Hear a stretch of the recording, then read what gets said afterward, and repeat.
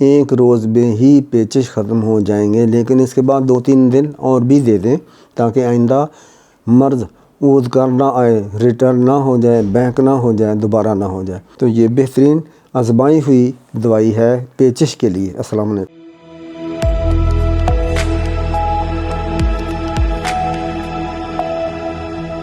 پیچش کی ایجاز نما گولیاں، پیچش ڈائسنٹری کہتے ہیں، جیسے کہ پیچ اٹھتے ہیں، وٹ اٹھتا ہے، درد تکلیف ہوتی ہے انتڑیوں میں، معدے میں، اور پخانہ پوری طرح حاجت نہیں ہوتی، تھوڑی دیر کے بعد پھر اسی طرح ہی ہوتا ہے، اس کو پیچش کہتے ہیں۔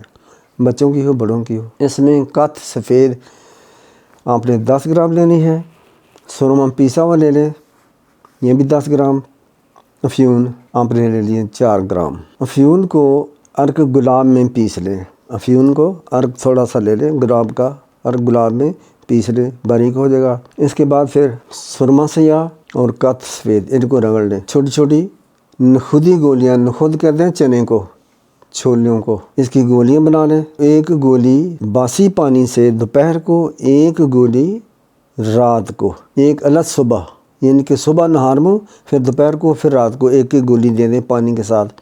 انشاءاللہ ایک روز میں ہی پیچش ختم ہو جائیں گے، لیکن اس کے بعد 2-3 دن اور بھی دے دیں تاکہ آئندہ مرض عود کر نہ آئے، ریٹرن نہ ہو جائے، بینک نہ ہو جائے، دوبارہ نہ ہو جائے۔